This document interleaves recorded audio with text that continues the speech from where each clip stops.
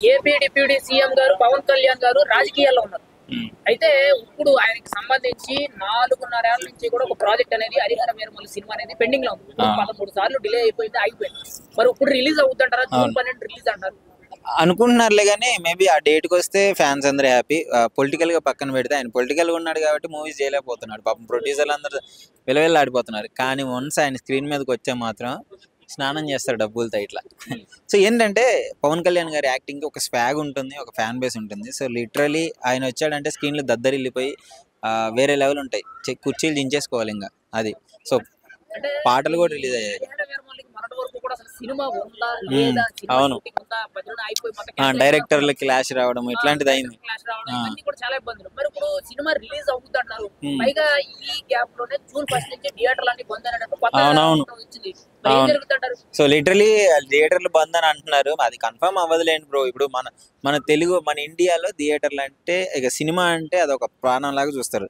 థియేటర్లు అయితే మాక్సిమం అవ్వదు, బట్ అంటున్నారు. అదేం పక్కన పెడితే పవన్ కళ్యాణ్ గారు వస్తే మాత్రం చించి పడేస్తాడని చెప్పుకోవాలి. అంటే ఆయన క్రేజ్ కానీ అండ్ ఎప్పటి నుంచో ఆకుంటూ వస్తుంది కదా, చాలా మంది వెయిట్ చేస్తున్నారు. ఏ సినిమా ఇన్నిసార్లు అయితే ఇంట్రెస్ట్ పోయిద్ది అందరికి. ఫస్ట్ ఈయన ఇన్నిసార్లు అయినా ఇంట్రెస్ట్ చూపిస్తున్నారంటే సో హిస్టారికల్ మూవీ ఒకటి, పవన్ కళ్యాణ్ గారి ఆ గెటప్ ఒకటి. సో నాకు తెలిసి ఒక డిఫరెంట్ లుక్ వస్తుంది. ఆ అగ్రెసివ్ డైలాగ్ డెలివరీ అయితే చించి పడేస్తారు. ముఖ్యంగా పవన్ కళ్యాణ్ గారు ఇటువంటి హిస్టోరిక్ పీరియడికల్ మూవీ జోనర్ అనేది ఇప్పటి వరకు తీసుకోలేదు, ఫస్ట్ టైం. పైగా ఇది మొఘలు సామ్రాజ్యాల గురించి పోటీ పడిన కొంత చారిత్రకమైన రాజుల గురించి ఈ ప్యాటర్న్ లో ఉంటదని చెప్పి ఒక సమాచారం ఉంది.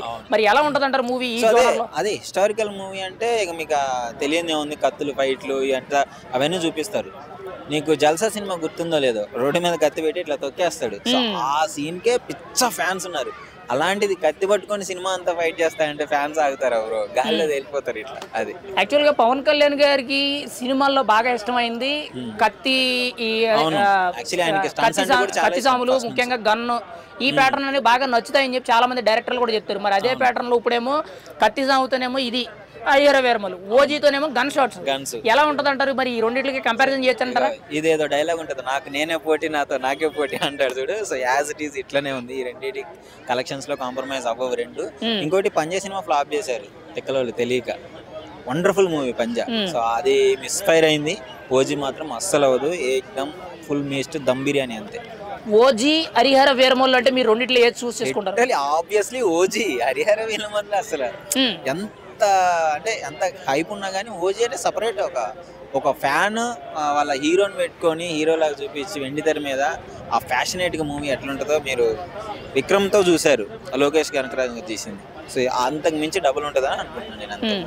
కానీ ఇప్పుడు సోషల్ మీడియాలో ట్రెండ్ ఏంటంటే పవన్ కళ్యాణ్ సినిమాకి వేరే హీరో సినిమాకి ఏదైనా పోటీ వస్తే రావచ్చు అనుకుంటారు. కానీ పవన్ కళ్యాణ్ హరిహర వీరమల్లు ఎప్పుడో రాబోయే ఓజీకి పోటీ అనేది సోషల్ మీడియాలో మేమ్స్ వస్తున్నాయి. మరి అంటే హరిహర వీరమల్లు మొత్తం బాక్స్ ఆఫీస్ బద్దలు కొడద్ది అని అంటున్నారు, మీరేమంటారు?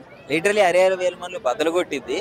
సో ఈ బద్దల కంటే ఇంకెక్కువ బద్దలు కొట్టింది ఓజీ వచ్చేసి. సో ఓజీకి ఆ గ్లిమ్స్ చూస్తే మీకు అర్థమైపోవాలి బ్రో, లిటరలీ మీకు అర్థమైపోవాలి అంతే. ఇంకా ఓజీని కంపేర్ చేయకూడదు, అది వేరే మూవీస్తో కంపేర్ చేయకూడదు.